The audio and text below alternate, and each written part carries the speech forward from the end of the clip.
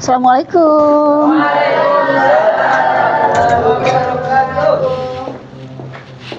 Apa kabar semuanya? Baik, yang sehat semuanya ya. Alhamdulillah. Kalau Ibu perhatikan, tidak ada yang absen ya? Tidak ada yang absen. Alhamdulillah. Baik, teman-teman mahasiswa semuanya. Sebelum kita masuk ke materi, mari kita sama-sama membacakan basmalah. Bismillahirrahmanirrahim. Pertemuan yang kemarin kita sudah membahas tentang manajemen pemasaran. Ya.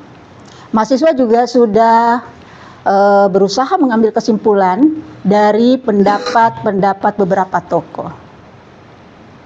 Berarti Ibu tidak perlu menanyakan lagi ya, apa sih itu manajemen pemasaran?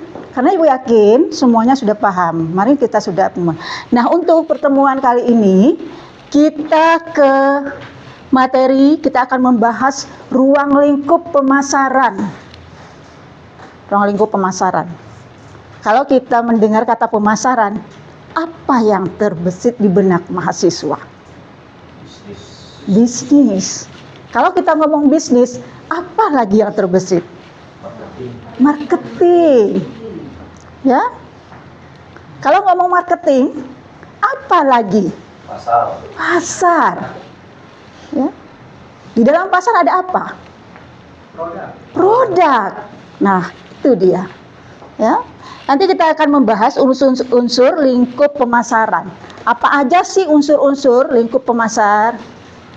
Ada. Nanti kita akan coba mengetahui apa sih itu pemasaran? Ya. Siapa yang memasarkan? Apa yang dipasarkan? Nah, itu kita coba bahas untuk hari ini. Apakah lingkup pemasaran ini hanya terbatas pada bidang bisnis saja?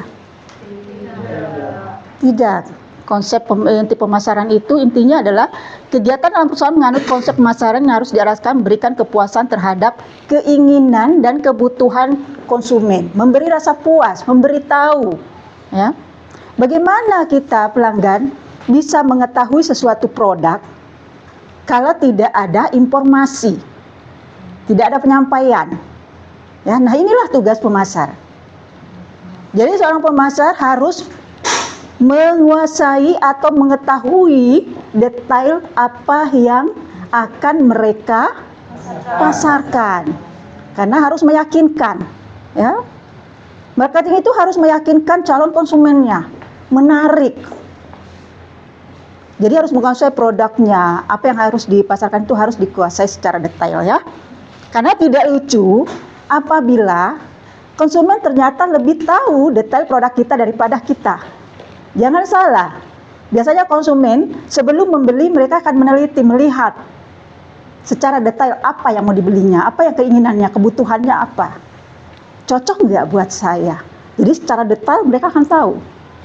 Nah, jangan sampai seorang marketing malah dikalahkan oleh calon konsumen. Ya. Nah sekarang, apa aja sih yang dipasarkan?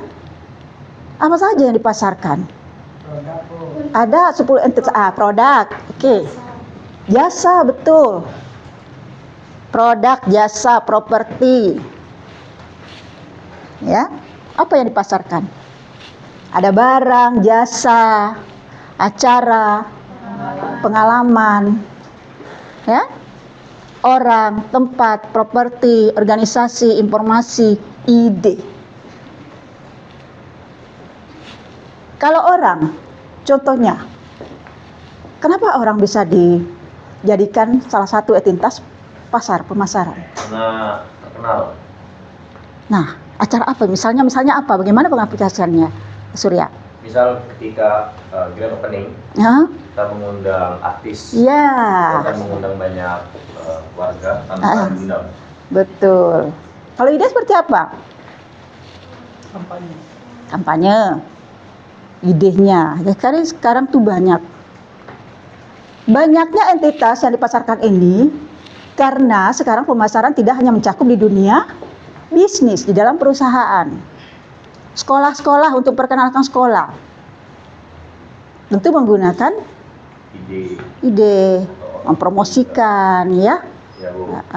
Berarti suatu perusahaan juga yang paling utama itu bisnis ya, yang paling utama itu adalah bagaimana pelayanannya, mempersiapkan apa di sana, apa yang dibutuhkan, menangkap pasar, melihat apa sih yang dibutuhkan sekarang. Nah sekarang yang dibutuhkan apa? Anak-anak apalagi remaja-remaja seperti mahasiswa-mahasiswa Bu Latifah sekarang ini, tentu yang dicari utama adalah wifi. Nah itu yang jadi harus menangkap ya, menangkap peluang, melihat apa sih sekarang. Nah itu adalah tugasnya pemasar.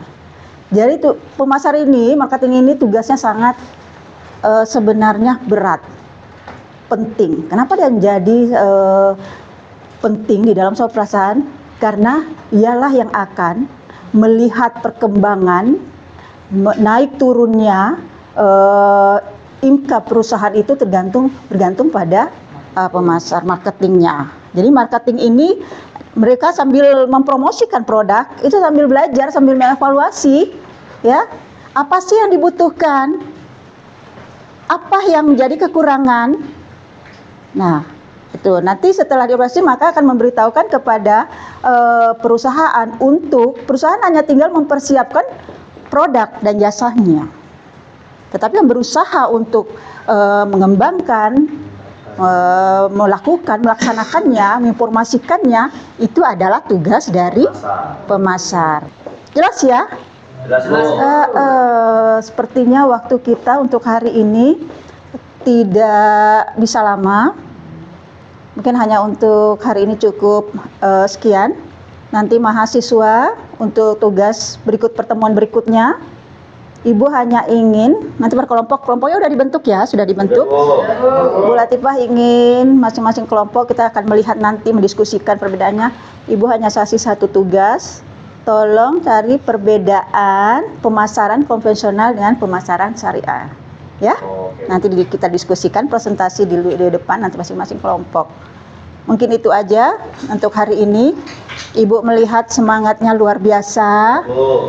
Wajah-wajah sarjananya sudah nampak. Bukti apa yang membuktikan wajah-wajah sarjananya sudah nampak? Semangat dan hadir semua hari ini. Aplaus dong. Masya Allah. Baik, sebelum akhiri, Ibu mau kasih seperti biasa, Ibu kasih kata-kata bijak ya, biar memotivasi ya. Kata-kata hari ini, Bu. Kata-kata hari ini, ya betul. Kata-katanya hari ini apa ya? Jika kamu tidak mengejar apa yang kamu inginkan, maka kamu tidak akan mendapatkannya. Jika kamu tidak bertanya, maka jawabannya adalah tidak. Jika kamu tidak melangkah maju, maka kamu akan tetap berada di tempat yang sama. Untuk itu, optimis untuk mahasiswa Ibu, optimis hari ini, optimis besok, optimis selamanya. Oke? Oke. Terima kasih untuk semuanya.